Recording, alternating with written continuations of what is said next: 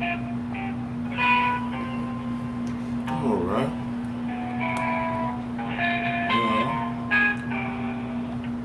Good morning, everybody. It's a little early. I'm hoping that you can hear. We're getting ready to get started with Brother to Brother today. Waiting for my man, Brother Khalil and Brother PG to hit the scene. Just making sure we got the lighting and everything. I know it's like around the country here. It's about 68 degrees here in Dallas. Okay, look like somebody's on board right now. Hotep, who do we have in our midst right now? Am I hearing someone in the background or the foreground? But hey, I don't know how everybody's doing, but I just got started with the Periscope game. I guess the new piece of technology. I don't guess everything has to be perfect. I guess it gives you an opportunity to talk to people and give you a perspective about things. Brother to brother is something we've been doing now for, I guess, about 4 or 5 months. And our goal is to create a relationship, among brothers where we can begin to work together with a purpose, plan, and a process. We don't have to always agree on everything. No one will always agree on everything. But we can agree to be agreeable and to move forward. Sometimes we have conflicts in our lives that are personally motivated based on our decisions. And many times you need someone else to step in and to be an advocate in that behalf. But I'm just talking and realizing I got my headset on. And now I bet you can hear me, and you should hear me at first. Hey, did you hear me at first? Well, I can hear you now. Oh, okay. I see you on Periscope. Okay. I hear you on the conference line, so you just go. Okay. Even when I had the headset on? Okay. Hey, y'all, we getting it. I can hear you now. Okay. I can hear yourself. You give some feedback right there. All right. Let's see. All right. Well, we're good to go. Okay. I'm here to come support those right now. That's right, Khalil. I got you. I can see it from here. Let me try the bifocals. Let me help me a little bit better. Yeah, that does. Okay. Hold on. I guess you coming up. What's up, Brother Khalil? You checking out now, being over here. I can really see now. But speaking of which, I want to say that too, since I know Brother Khalil is checking us out and everything. I want to say, hey, thank you, brother. I appreciate this. A lot of what we're doing now has been motivated by Brother Khalil Muhammad in Buffalo, New York. Came part of our team about a year ago when I came up on Savior's Day. And hey, it has been a blessing to meet the brother, his family, Morning Star Productions, Zadok the God Hop MC, so many that are up there. Kadir Latif, Neil Mack, who I haven't seen since Jesus was a baby. But yet still, I know he's around somewhere. But I want to thank everybody, and I can't go without thanking the sister, the queen of the group, definitely dealing with Tashika. Thank you, sister. I know she probably listening and watching. She's been loyal to the Griot Nation since we got started. Nobody could exist and function without, the people who support you. And for all of our team, Denotra and EJ, those who are here now and who were working with us, and Unseen, Pearly, hey, it's a tireless effort. And we have to continue to work together with each other if we're going to move forward. That's how it works as a team. You might not get everything you want at the moment, but if you continue with a purpose, plan, and a process, you eventually will develop and get the things that you need. And it might not be perfect when you start it, but guess what? You got to get started. And if we don't make it happen, nobody else is going to make it happen. There's two kind of people I heard Les Brown say: those who watch things happen and those who make things happen. The question is, are you going to watch things happen or are you going to make things happen? Are you going to be in the stadium watching things? Are you going to be in the stadium, outside the stadium? Or are you going to be on the field playing? Right now, we need to be on the field playing. We need to step our game up. But with that, we want to get started. We started last week. We were talking about Brotherhood. Am I my brother's keeper? And I want to continue with that dialogue. But in the midst of that, we know some things happened at Mos 48. And all praise is due to the Creator that everything was fine. And some representatives of our community was there. Nothing got out of hand. The NOI has always been a professional organization and have always maintained their post with integrity and character and prepared to defend that integrity and their family and their community. And I have always respected that, and I continue to do so. I don't think the brothers have anything really to worry about as long as we look after each other and become our brothers and sisters' keeper. One other thing I want to add to that as well, I had an opportunity to be on a show with Dr. Tisha Muhammad yesterday. And then she had an opportunity to be on the show with us last night. And sharing platforms, that's a way of growing. You got something that's happening. I got a little something that's happening. Maybe this other brother or sister has something that's happening. There's some kind of ways we can kind of connect the dots, have some level of synergy to where we can create a marketplace and one common idea that's going forward. There's so many things that we need to do, but what I'd like to start out with is covering our code of conduct. And one of the things about the code of conduct is we're going to be brothers. We have to have some level of code. That master teacher, Dr. John Henry Clark, talked about the importance of having a code of conduct, a code of ethics by which brothers could bond together. See, when you see certain things that are happening or you hear certain things about your brother, many times you're like, I don't know. But if your brother is part of a purpose plan in the process and is exercising discipline, which is self-imposed order, you can say, well, that's not the character that I think is representative of my brother. Well, we have now a code of conduct. And I'm going to go over something. One of them is be honest and open at all times. Let your word be your bond.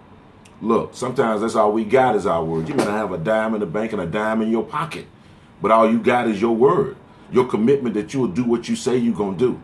And there may be a time when we have a situation in this world where your monetary ability to exchange may not happen. Then what do you do now? You don't have any skills at that point in time. Look, we don't know what's going to happen in society. But more than anything else, let your word be your bond. Next thing, learn to stand alone. Stop following everybody. Look, I think a lot of people will follow us during election year. Many times you're not involved in anything else, but you hear somebody telling you something that sounds good, but you hear these same speeches every 4 years, and reality really never changes, but we jump right on board. All I'm saying also, too, is especially some young brothers and old alike getting involved with some brothers who in some shit that they know they shouldn't be involved in. You understand what I'm saying? But yet still, because the whole crew is down, you tag along.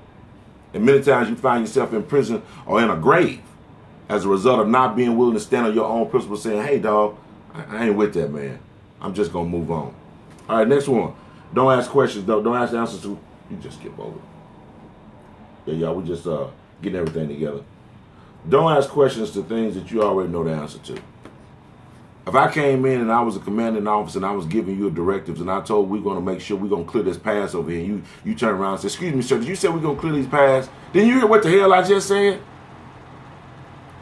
Listen, we don't have to repeat things. It's a waste of time, and many times that's strategy and that's a ploy because of things that we don't want to do. Either we're going to do things or we're not going to do things.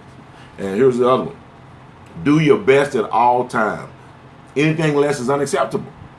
Look, if you ain't going to do your best, don't do it at all. There's no sense in not giving your best effort as you go forward, because that's like giving your word. So your word and your effort, all that is a part of your character. But with that, you all, I don't know if we got ready to kick everything off, if the broadcast of Brother's on yet, but I was just hollering at everybody out there in the, if you would, in the Periscope world. Well, we have indeed kicked off.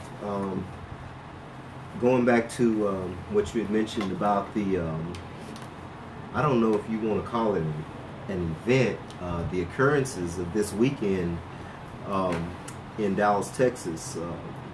Mosque 48, Nation of Islam Mosque. From what I know of the story, and I'll just say from what I know, to my knowledge, there's an organization called BEAR, the acronym BEAR. So without spelling out each acronym, the purpose of this organization is to fight against radical Islam, and they this organization basically decided that they were going to stage a protest outside of the Nation of Islam Mosque.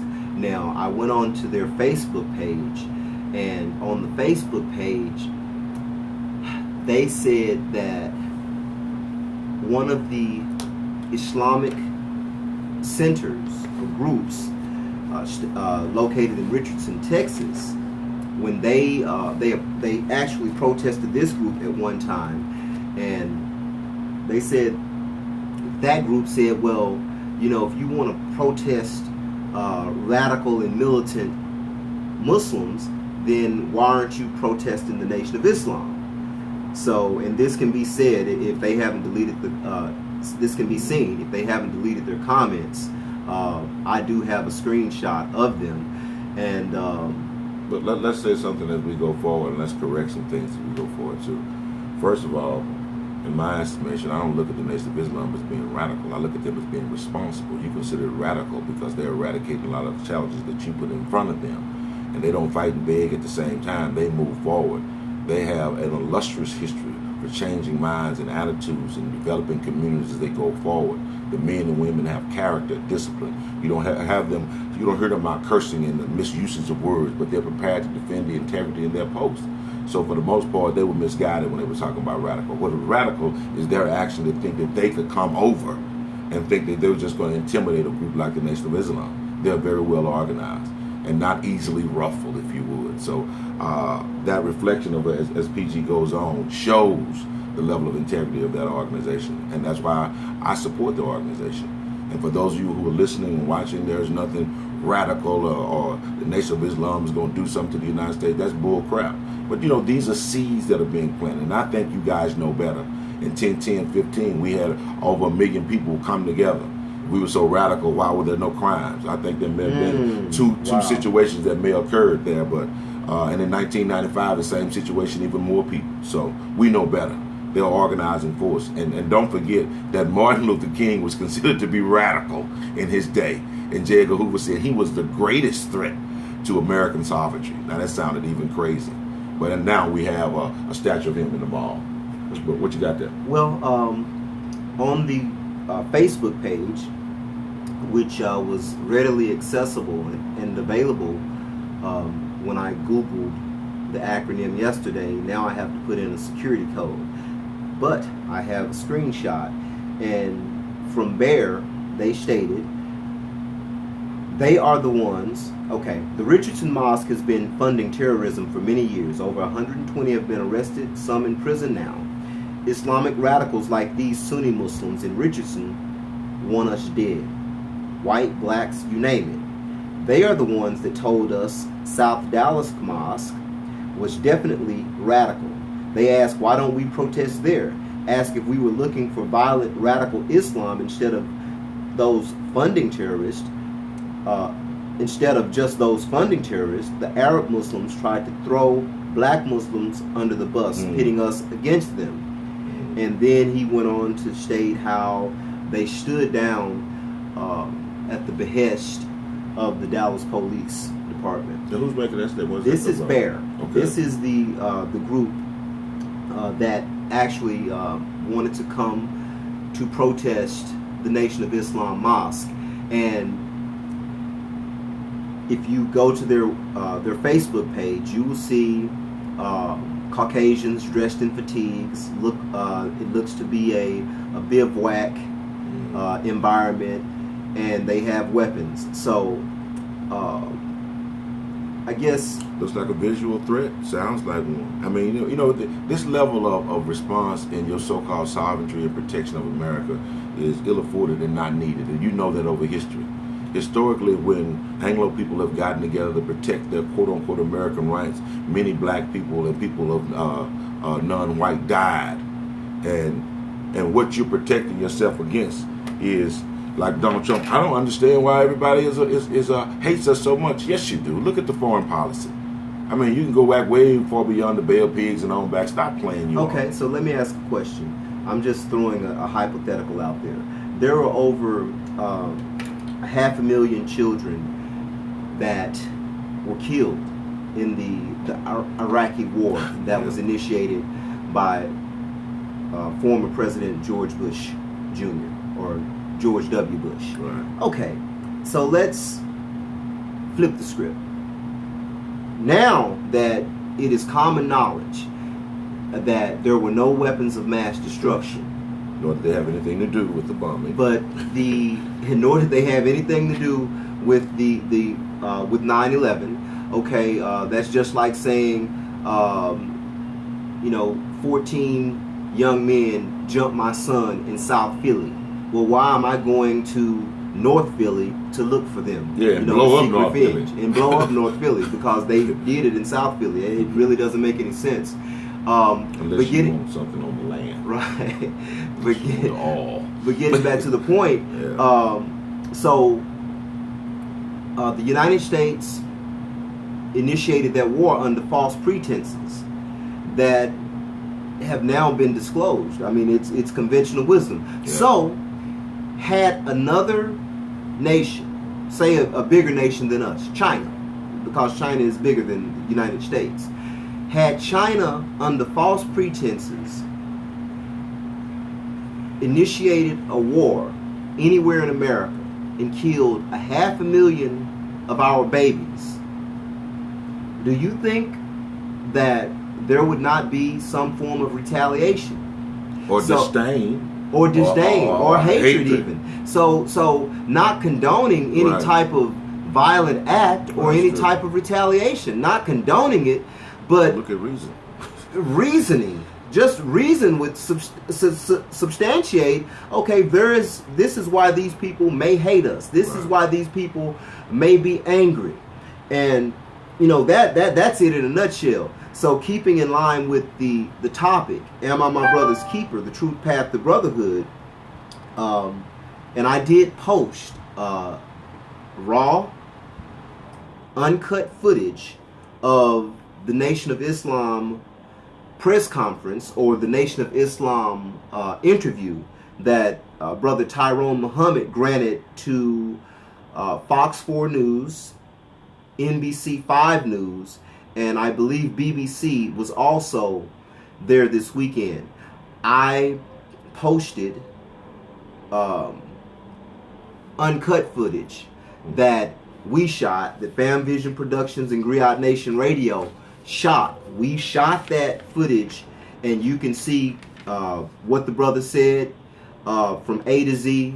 It was answered. All the questions that were posed were answered. So you need not look any further if you want to get the word right from the horse's mouth, because the horse had the camera in his face, and the horse was talking. So, but nobody got hurt though. And nobody got hurt. And like I said, in keeping in line with the subject, our brothers, the brothers from the Huey P. Newton Rifle Club and the Black Panther, the new Black Panther Party, they did come to the scene with their weapons, because they know that the Nation of Islam, it is against the Nation of Islam's policy to carry even so much as a penknife. So these brothers were unarmed. And when I went, and when my brother went, and when all my brothers went, we went to the scene unarmed. However, we did have brothers in arm, and that is the true meaning of brotherhood. That, to have your brothers back in the time of in the time of threat or peril. The beautiful thing is, many times it may be unabated. Nobody had to call them, but if they were aware of the possible threat just out of brotherhood, their ranks and files were there. And I have so much respect for that. And handle themselves with integrity. And then after the situation is, when the threat is removed, we removed ourselves. Now, question is, if I would hope that the police could learn to act in that same manner. Because there were multiple guns that were there and nobody was injured. But every 28 hours, a young brother is unarmed and killed by a white police officer. I don't call that police brutality, I call that police terrorism, because it's pervasive all over the United States. That issue must be addressed.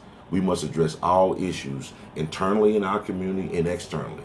We have been addressing for 30 years the issue of domestic violence, and that is also what we call black on black violence, helping young brothers to get in a situation where they're not attacking each other and finding some healthy means to resolve their conflicts. But guess what? But when we got to deal with trying to keep them straight, but deal with the police who's supposed to protect them, killing them every 28 hours when they're unarmed, that must be addressed. And why don't we call that really terrorism, like I said? But we had to reach out and pull and say that ourselves. But here's the other issue with that, you all, when you're dealing with this whole issue of terrorism, is it's our babies who went to war as well on the front line. Black and brown. Working class poor whites. And these are for the interest many times of wealthy people. But it's off the backs of working class black people, white people, and Hispanic people who many times catch the brunt of every so-called negative issue that affects America. We're the ones who have bailed out the wealthy. But yet still we have to go out and fight for their greed abroad. So I have trouble when we're talking about going somewhere and taking out these troops. Those are people. Those are children that we're taking.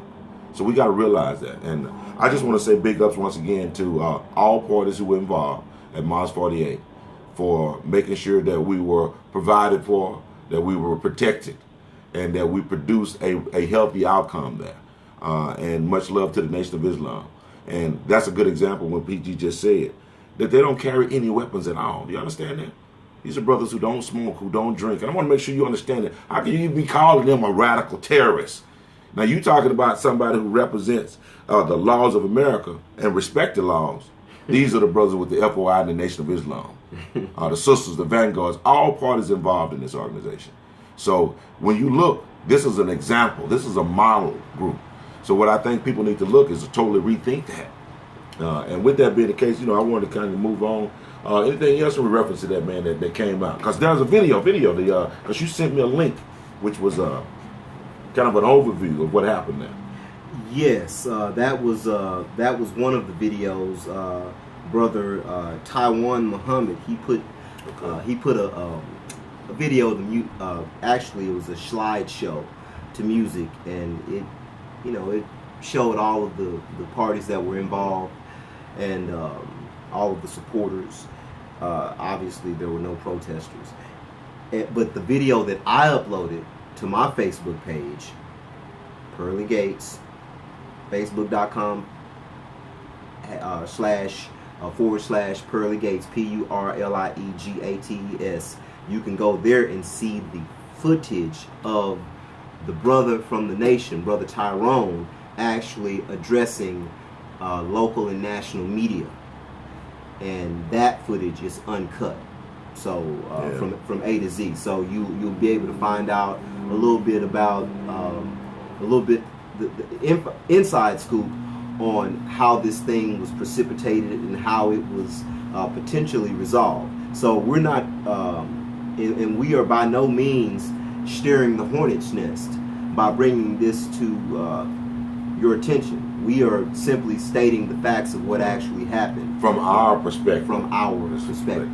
Because you know what? Whoever writes the narrative dictates the story and becomes believable. So we have to have forums by which we go out, and that's why social media works fantastically, because we can kind of be on the scene. And many times the international media, which is owned by corporate America, is going to always slant in a focal, in a manner by which it benefits them, put it that way. And one of the other things I want to say, don't slip on Dallas. There's a lot of things that happen in this city. Not to mention, don't forget, in 1963 we had a president was killed in a drive-by shooting in broad daylight. Don't forget that, right here.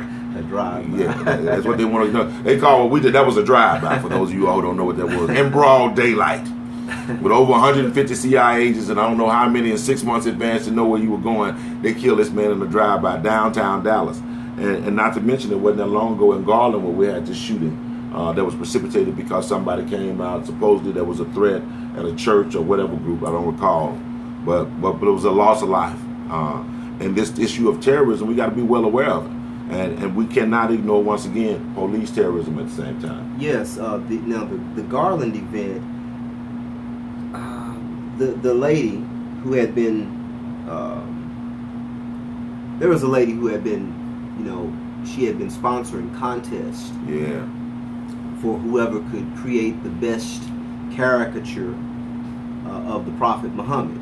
I call it inciting. To me, it's like inciting violence. I mean, it is inciting. Yeah. Had you or I done it, we'd be in jail right now. Yeah. And then what's up with, what's up with that? I mean, it's like, I'm not a religious person per se.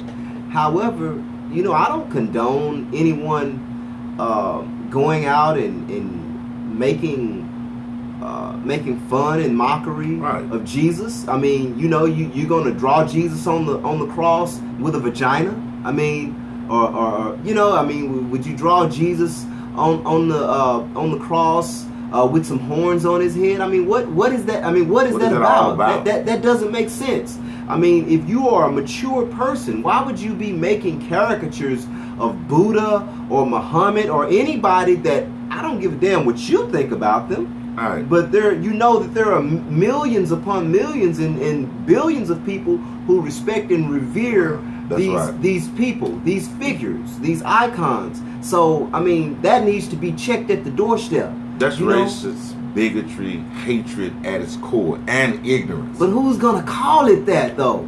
Who's gonna call it that? I mean, in mainstream media, you know, you got your fringe groups of liberals who address certain things, and you know, and they're on point. You know, they are on point for the most part. Shout out to the Young Turks. I mean, every time I see the Young Turks, they are on point. They are pointing it out. They're calling it both ways. Russia Today. You know, Russia Today. They are calling it both ways. But I mean, man, as far as mainstream, who is actually saying stop? Yeah. We shouldn't do that. Right. This is not good. Right. Don't give this any energy. Don't give this any publicity. Right. You know?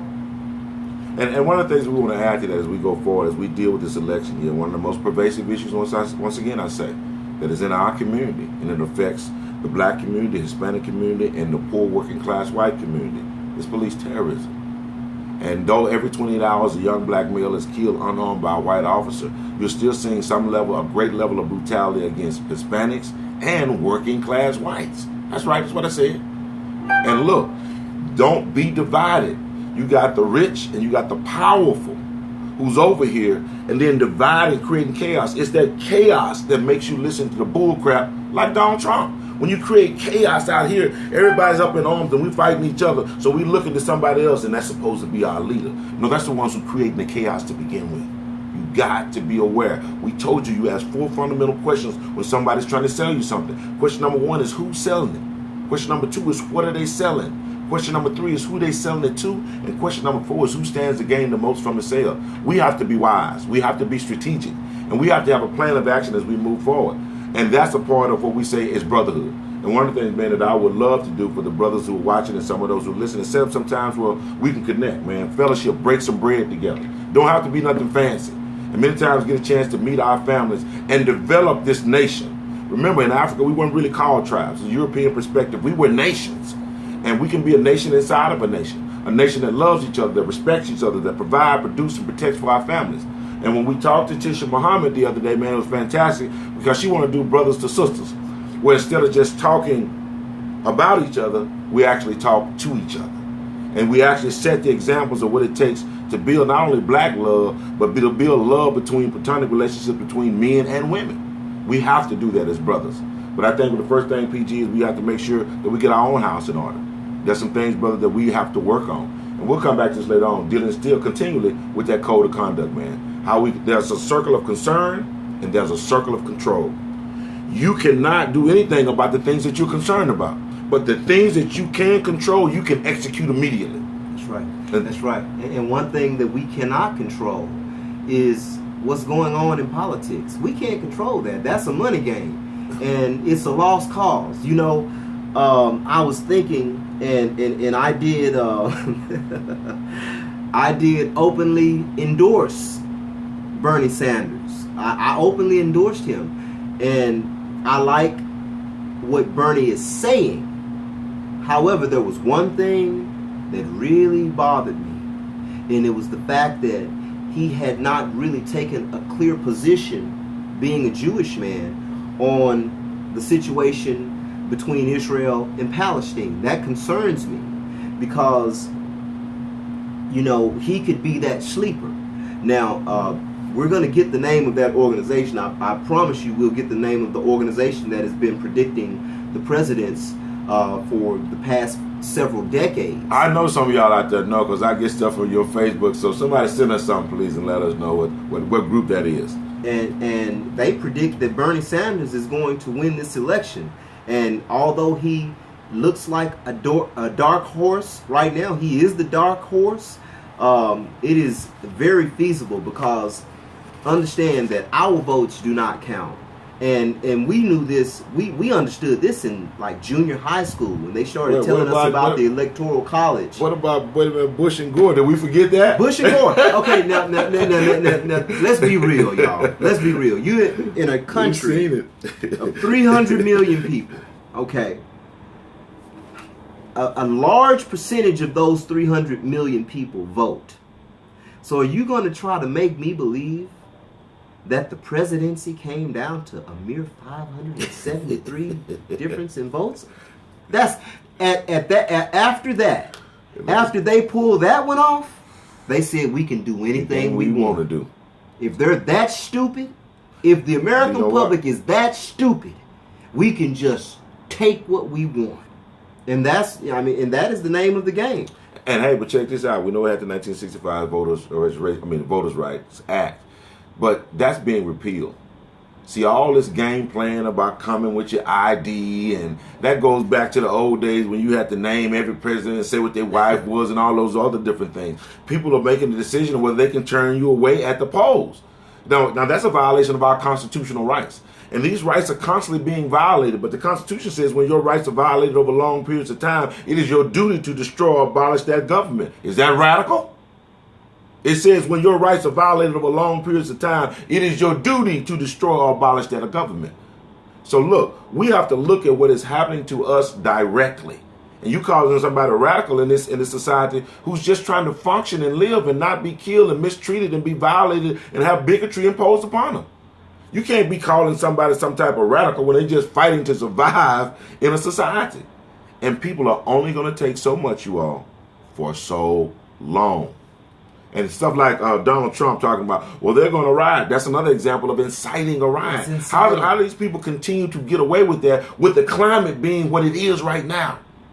You just got to be mindful of that. And I think you're seeing the divided America where one group gets away with a certain thing, with a certain group of activities, and others are quickly admonished or arrested or even killed if they do the same. Well, every decade there's going to be something that causes that great divide and where the color lines are drawn.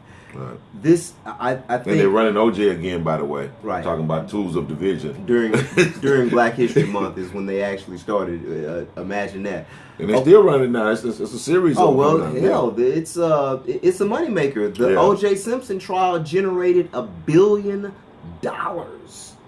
It generated $1 billion in revenue. So and a lot of hatred for black men based on one white, one brother. Period. I watch that. Just like my boy, the football player. What's his name? The domestic violence of Rice. What's his first name? I forget Rice's first name.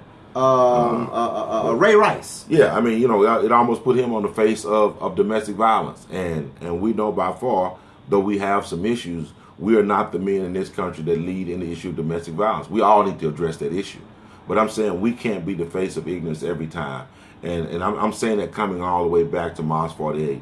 A group of competent, committed people who have been doing the work of not only Mr. Farrakhan, but the Honorable Elijah Muhammad, but the work of God, providing, producing, protecting, being model citizens, and doing for self and becoming self-reliant. How in the world you can get that this, and what kind of group can this group be if you're going to take their word and off somebody's word, you just going to go over there. Right. Stop it. And I'm going to go back and I want to read another comment that just really puts that ignorance on display. But, piggybacking on what you're saying about doing the work of God and providing and protecting. Okay. Right now in this political climate, and I've long predicted that when President Obama, when he leaves office, this will be the second saddest day in the history of Black America, only second to the assassination of Dr. King. Black people are going to go into a collective depression, and listen, we don't have time for that.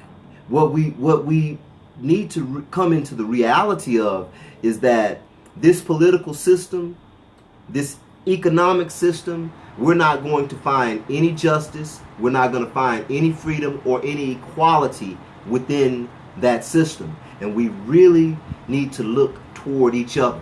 Black people need to look inward. and we need to look at that brother. Look at those who extend from us. Right. People who look like us. That's the only way that we're going to ever get to the next level and be treated with dignity and respect by people of the world. I mean, I talk to people from all over the world. Recently, I spoke with a brother from Nigeria. We had a very interesting conversation, and I had a conversation with an older white woman, looked to be 65 or 70 years old. And this white woman actually was telling her grandson how the Democratic Party was spending all of this money to stop Trump. And she was, and when I heard what she was saying, I was like, okay, I hope that she does not approach me with any opinion on this subject, because I'm gonna have to I'm gonna have to let her know what it is. Yeah, but before you go there, I want to go back. I don't think that black folks is. This is what me and Asim had this conversation the other day. We were talking about President Barack Obama leaving office, and how some black folks would be, kind of depressed or maybe bothered by it. And my point to him is, Barack Obama to me is the daddy that was at your house. He lived in your house, but he didn't do nothing for you. And that's where I am with him. He was the daddy that was in the house, but he didn't do nothing for the children that's inside the house.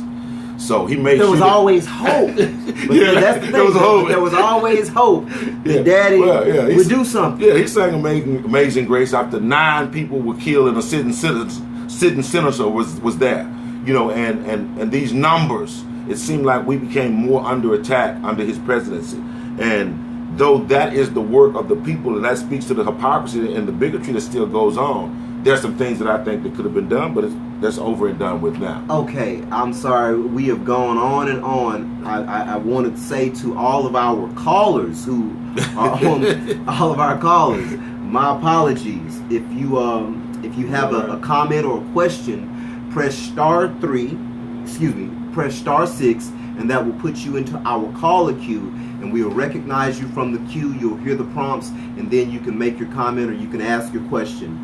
Thank you guys for tuning in to Brother with Amon Rashidi. Thank you. Hey, but I want to go back to that as well. But even though some people may disagree with that, when someone else comes into office, we have to become self-reliant. It seems like we understand now we don't even have the extra hope there. And contrary to popular belief, we're not going to band together and help each other because we are black. We don't do that, unfortunately. We do it in certain circumstances. But for the most part, we believe that everybody's integrated. Integration is annihilation. It has destroyed all of our businesses, and we allowed that because we integrated our business, and our business became other people's business. Our money became how they improved their profit margins. But you didn't have anything to back it against it. So now you're fighting and begging. You're fighting because you're saying, you're being bigoted. You're saying you're being racist. You're not hiring me. But at the same time, you're not building something of your own. Powerful people don't teach powerless people how to take their power away. And guess what? We work with all people, contrary to popular belief. But here's the issue of Great Nation. All we're saying is you got to learn to love and do for self. That's what we're saying. Don't get it twisted. We didn't say you just got to go get somebody black exclusively, because we know some of you all feel like that's counterproductive. That's okay. But there's nothing wrong with supporting each other collectively. You don't have a problem when we wholesale in the damn jail. You don't have no problem when we wholesale when they stopping us and we losing our life. There's some things that we have to do collectively. And I believe those things are just agree that we need to support each other more so we as a people can develop. So you don't have to beg for other people for what you can do for yourself. Indeed. I think that's simple enough. Yes, sir. Yes, sir. Okay, we got a couple of callers in queue here. 716-563. Buffalo. State your name and your question or your comment, sir. Uh-oh. You got it down there. Can't hear him out.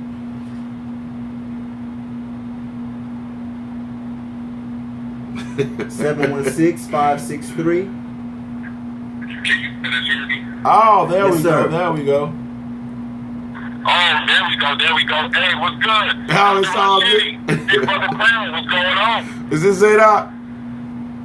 It's the one and only God Hopping Senior. A&E, what's poppin'? Peace. Hotel, dude. Hotel, bro. Oh, man. Yo, blessings, bro. Hey, I just wanted to say to Big Brother Pearl, I saw that post on Facebook, man, what you brothers were facing out there, man, with those anti-unity individuals who were out there trying to stop your grind, but y'all wasn't letting it happen, man. More power to you, brothers, man. That is definitely something that young black males need to see more. So I just wanted to give you a thumbs up on that, King. Thank you, brother. Thank you. Oh, no doubt. I just wanted to say that as a young man, what I've been into lately, and Brother Pearl said it the best, and I agree with him, because my limited education so far has given me the impression that true revolution is a change of a social system. And it is not necessarily reactionism is not necessarily revolution, and I see a lot of reactionary going on with the black community. And it's not that it's not warranted or that it shouldn't be shown, but there is that's what our moves are. It's a constant reactionary instead of revolutionary, because revolution happens not just in a reaction of atrocities and oppression, but revolution is a consistent effort to annihilate and make the oppressive force obsolete.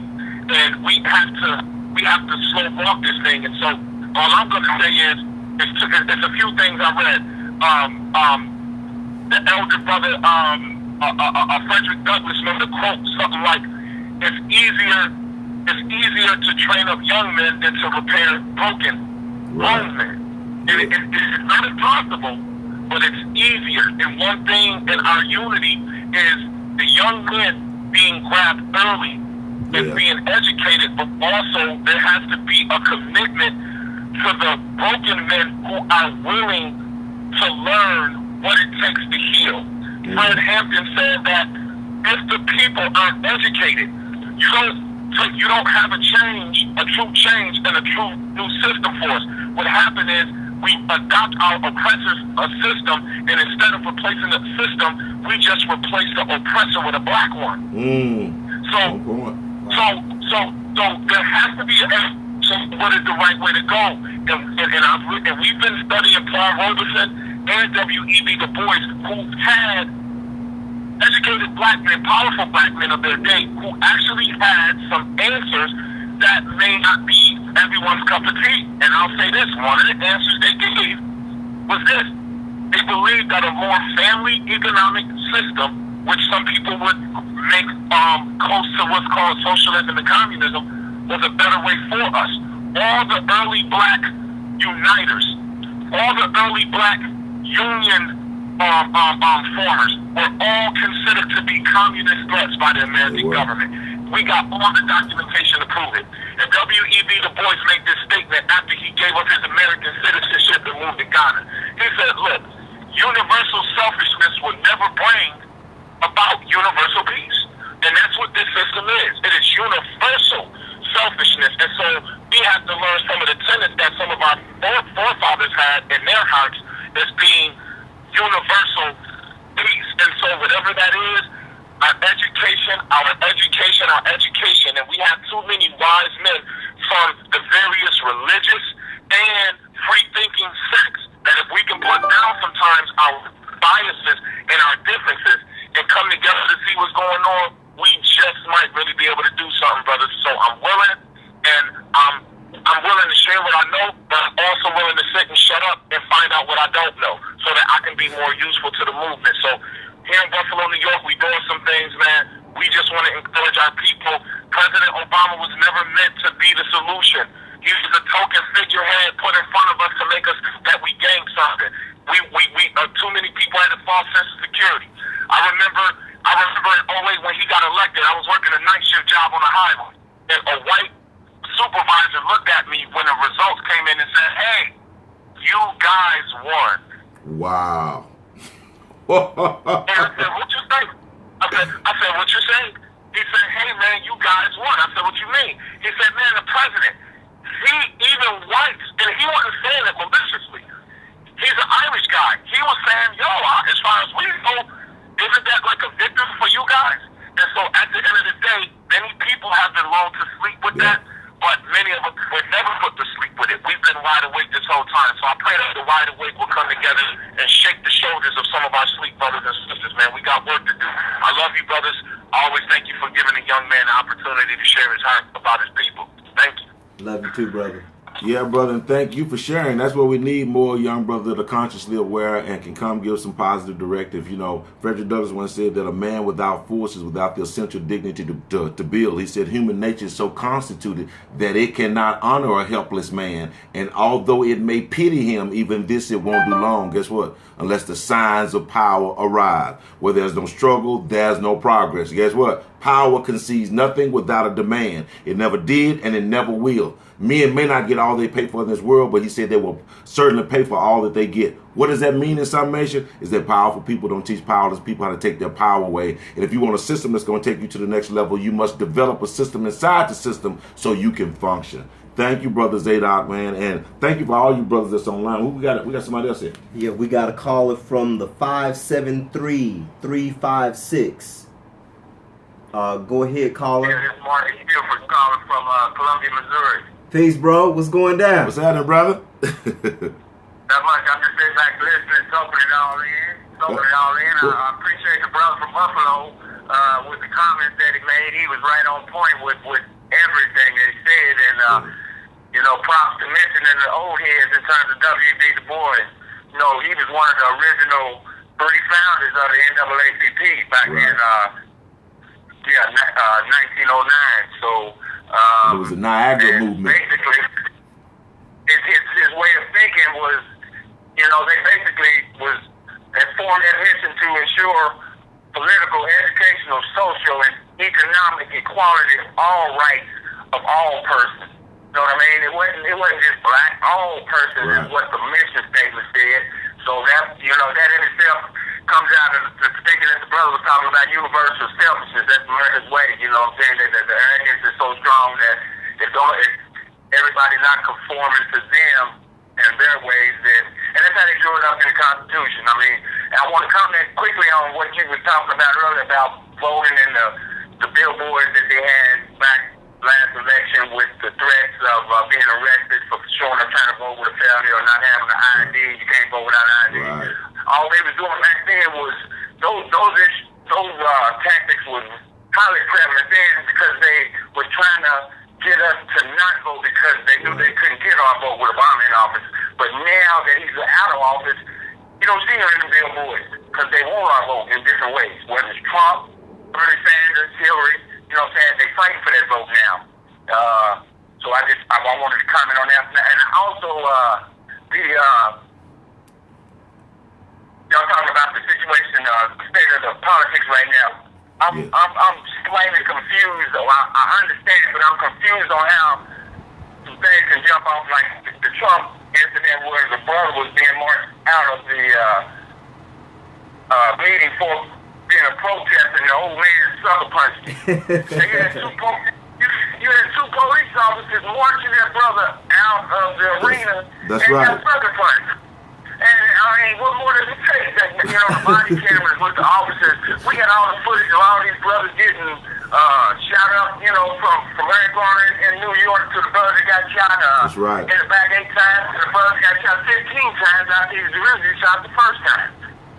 And but it's that's their way of thinking and their way of acting, and you're right on point in terms of us coming together. First of all, trying to dig deep inward and figure out what we need to do and where we need to go, and then do it collectively. But I appreciate the voice, and I'm gonna sit back and listen some more. Well, brother, before you sit back and listen, Mr. Buford is a personal friend of mine, and he started an organization called Organization Kite about 7 years ago, maybe even more than that. And he told me that recently he won an award. Could you tell us a little bit about your organization, what you're doing, and also the award that you won? The organization is called Operation Kite Foundation, and Kite stands for Keeping in Touch Eternally. Basically, our sole mission is to help keep families connected even though they're separated, and by that I mean if you have a loved one incarcerated in prison, then I offer free rides to and from the prisons on weekends I've got cards that I've made and copyrighted in terms of poems to the parents from the kids and turned them into greeting cards. Kind of just started with a simple poem. Basically, I was at work one day and the first line of the Lord's Prayer popped into my mind, Our Father who art in heaven. And then my next thought immediately was, in my community, it's more like Our Father who art in prison.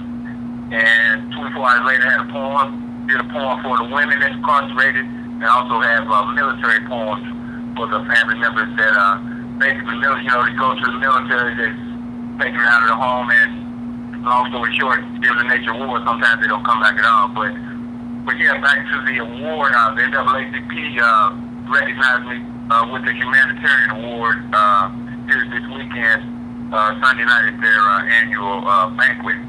And that was an honor and a blessing in itself to be recognized. And I wanted to comment real quick about a brother that I was listening to a few callers ago who was talking, and I can't really remember where he was calling from, but he made a genuine statement, and I'll be darned if it didn't just slip my mind. But I'll get back to my organization. I've been in existence for 6 years, 7 years, in terms of giving rise to the prison, and kind of branched off into different areas in terms of trying to bring a gunshot technology to the cities, and a lot of small cities in America have embraced. It's called ShotSpotter.com. Basically, the military uses it overseas to pinpoint snipers, and it's very effective in terms of trying to battle the gun violence in our community.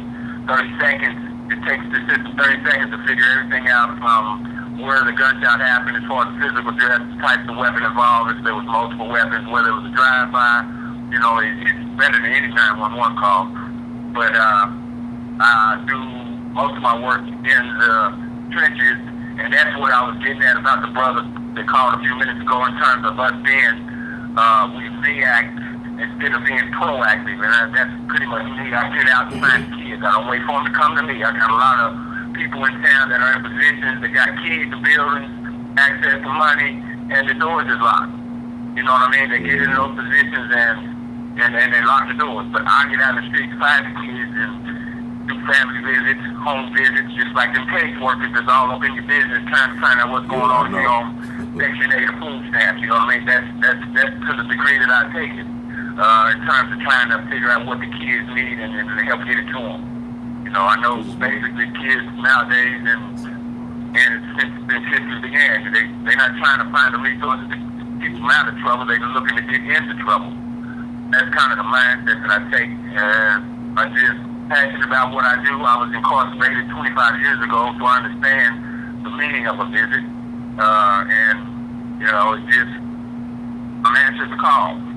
You know what I'm saying? I was fighting for years in terms of different ways that the Lord trying to instill different other avenues into my thinking and my action, and so I'm starting to grasp that and embrace it and run with it. Because trying to bring some more unity to the community. Definitely. I don't want to take up too much time, but that's pretty much what I do, and it's got something to do with kids or African American community. I'm down with it. Well, brother, definitely. I'm a subject matter expert in the field and have been doing it for over 30 years myself, and worked on curriculums and still do mental toughness camps and juvenile development camps and rites of passage camps. So I would love to speak with you. But we say we got a circle of concern and a circle of control. We can control what we can do with our sons and our daughters. And we have codes of conduct, and we have a structure in place. And we have a 72% retention rate. 72% of our violent offenders don't reoffend after going through that system that we developed. So we're also working on something we call rebound, where we are asking for an audience with a judge to take particular citizens who may have warrants and may have probation or parole fees that's inhibiting them from going looking for a job for fear that they may get arrested and re-detained. And we go before the judge with an individual plan of action, with a structure in place, and get the warrants dropped, and generally get the fees either dropped or eliminated while that person goes through that cycle for the next 6 months. And when he come back for the judge, if he got it, guess what? He moving forward. And we can also get the record expunged. So there are efforts, like this brother just said, that you got to take to go forward. So when you see us sitting and talking, this ain't just no conversation. That's right. This has been work in progress for over 30 years. And, you know, in 1994, we won the George Washington Medal of Honor. Did you hear what I just said?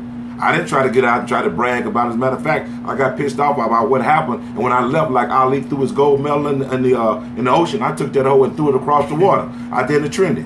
That's my word. I'm telling you right now, because of how we were treated when I got to the country club. And as God is my witness, when my wife and I walked in that door and we went to the front table, they told us, the staff of the people who were they thought we were, providers, and were telling us how to get back to the kitchen with the rest of the staff. That is the truth. So even when you put in the work, sometimes I'm saying that to say it's not recognized, but you have to recognize it yourself. And I want to say thank you, brother, because I appreciate that, because it's that boots on the ground, direct approach. Some people don't even know about a home visit. Home visits used to be visited all the time. If your shoes got seen underneath the table and then you thought the man been by the house, that woman could lose her check. Back from the 65 up through the 70s and almost to the 80s, you had caseworkers coming into your house that could dictate what pictures you had on the wall. Come on, you all. And you know our children who go to foster care, we just simply lose them. If you miss one phone call and don't get there in enough time, CPS will have your child end up in a foster home, and it'll take you 2 years, even if you're the grandparent, to get them back. And the violation that was imposed upon them to get in foster care, many times in foster care, and y'all know damn well I'm telling you the truth, is going to happen to them again. So, so that's working home. I just wanted to say that. Indeed. No. I mean, that is what it is, man. And what I would like to say to all of the listeners, help us to expand this platform. Help us to spread the word. When we send out that text blast, or when you see that on Facebook, share that with your friends, because this is about building community. That's right. And when we're talking about, am I my brother's keeper? That's being your brother's keeper. That's right. What Buford was just talking about is being your brother's keeper, because your brother, I guarantee you, everybody who is within earshot of my voice has an uncle, a brother, a niece, a sister, or someone who is incarcerated, or who has been incarcerated. And if you did not hear what he said, the name of his organization is Operation Kite, Keeping in Touch Eternally. And this man has spent his own money and resources to take children of incarcerated people to see their people, and that's valuable. I've had relatives incarcerated for long periods of time, and there's nothing like a visit from family when you are incarcerated. That is being your brother's keeper. So what we're asking is, when we send out that blast, please forward it so that we can grow the family, so that more people can get this information. It takes 2 seconds, it takes 5 seconds, 10 seconds, less than 30 seconds to press that share button, or to press that to load your database up in your phone, or that's old school speak, but to send that message out. We need that. We need that as a community. And because we're doing the work. We are doing the work right now that is necessary for us to move forward as a people. And I want to say something else. There is a series of buses that is here in Dallas that I think every other week, I'm not sure, that schedule that takes families down to visit also.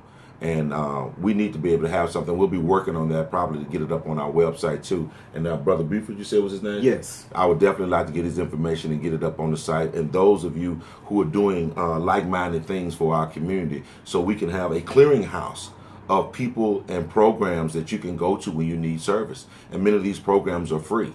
And that's the process of developing America. So you can either medicate or you incarcerate. There's no in between. So you have to jump out and do what we're doing, what Brother Buford is doing, to put that development back there, because human potential deserves due diligence. And with that being the case, go to reclaimingthevillage.org. We can use those donations. That assists us to continue doing what we do. This is only a process. But when we sit here, we're reporting you the information. When you saw PGDM over at Mars 48, when you see us in Buffalo, New York, when you see us all across the country, guess what? We're out there working. And guess what? Freedom ain't free. I don't know who told you that. And with that being the case, we have to be supportive of each other. I want to say big ups to Brother Buford. Don't stop doing what you're doing, brother. We got somebody else on cue? No, we don't actually. Man, I think we've put our foot in it, man, for the day. Oh, wow. And look at you all this. It is straight up 12 o'clock. This has been one of the smoothest days probably for me for brother to brother. And I want to say that because I'm clearing my head. And, you know, a man who has to be a provider, produce, we say one who acts, thinks, and lives socially responsible, but provides and produces and protects for his community and his family. We consider that to be a man. And a lot of us as men have difficulty with paying our bills, with working. That's every day. You understand me? There's a group of college professors with PhDs, and over 35% to 40% of them now are on welfare and driving Uber. So there have been people who've been displaced and disfranchised by the system, and no one in politics is talking about that. When a man can raise his head up and pay his own bills, he feels like a better man. Many times men don't even come around their families because they can't provide. And many times we miss that. And look, that's what we want to do. And we're not only we're taking care of yourself, but building your dream at the same time. This is what we have to do. We don't have this as an option. We can't wait. There ain't no cavalry coming to save us. We are the cavalry. So we have to do it ourselves. What you used to know as leadership was misleadership. What you used to know as leadership was spokespeople that was misrepresenting us. We have to represent ourselves. When we come together, we call that reclaiming the village. It ain't nothing but love. And it's brother to brother. And to all you brothers and to you, my brother, I love you. I appreciate you. Brother Khalil, Brother Unseen, Brother EJ, who will be in town here real soon, Brother Rock, Brother Fred. If I'm missing you, charge it to my mind and not to my heart. I love y'all and I appreciate you all, because this endeavor would not continue to be what it is had we not have that support, uncompromising support. I love you, brothers. I appreciate you. We'll holler black next week. Peace out.